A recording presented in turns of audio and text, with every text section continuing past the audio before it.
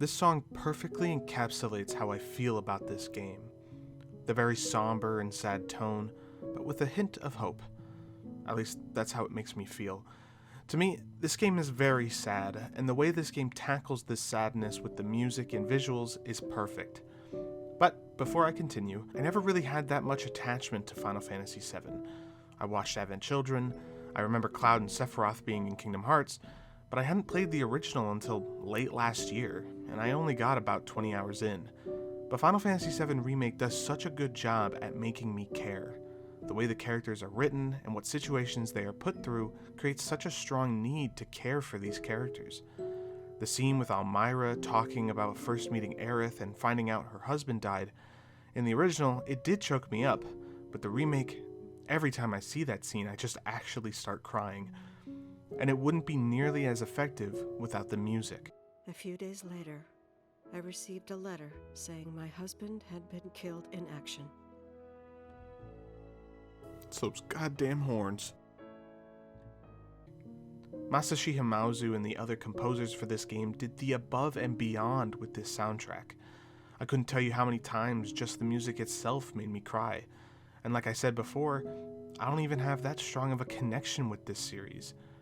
That's kind of the running theme for this game for me. I expected it to be good, everything I heard and saw about this game looked great, and I was excited to play it. But never did I think this game would grab me like it did. First, let's start off with the visuals. The game looks fantastic most of the time, but there are times, especially in the slum areas, that do look pretty rough. But I don't really blame the game or the developers for this, since they are still using what is effectively 2013-2014 hardware. Not to mention this game coming out on PC would 100% fix these graphical issues.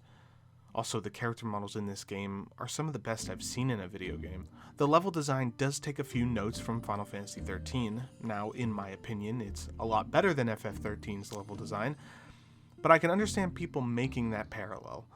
But for me, it didn't bother me since I liked Final Fantasy XIII.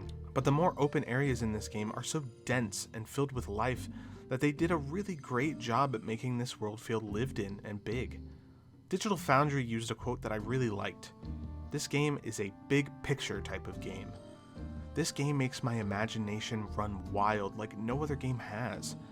Thinking about what's beyond Midgar, or just in general the size of Midgar, the scale that's shown off is out of this world, even if the skybox is usually just a JPEG. I love it because it gives the impression of how huge this world is. It's honestly one of my favorite things about this game. Just looking at the skyboxes, seeing the scale and enormity of this world leaves me with a feeling like no other game really has.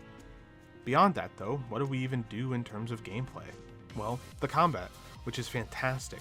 The depth this combat has when on face value is seemingly just press square is amazing. The different materia that affects your combos and the switching characters and using their ATB bars.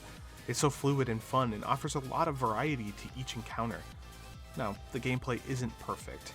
The aerial combat is not that good. It's very limited in what you can do and where you can go, along with the camera that likes to freak out when it's locked on and you're trying to attack something in the air. It's something that I really hope they iron out in the sequel. The only other slight nitpick I have with the combat is that I wish some of the encounters lasted just a bit longer. There are a bunch of enemies that have attacks that I want to see and experience, but they die so quick. But other than that, the gameplay is fantastic and I never got bored with it. Another slight problem I have with the game is that some of the chapters either go on for slightly too long or aren't that interesting to me. The two chapters are the Ghost Train chapter and Hojo's Lab chapter, but out of those two, the rest of the chapters are great. Segueing from that into the story, a majority of this game is a faithful recreation of an expanded Midgar. It's only until the last few chapters where things really start to diverge. The expanded parts of Midgar, in my opinion, are great. Jesse's chapter is fantastic and has amazing music to accompany it. This chapter does such a great job at expanding not only these characters, but Midgar and the world. Talking about Gold Saucer and the employees of Shinra. It's fantastic. But now, on to the most controversial part of this game, the ending. In my opinion, I love this game's ending.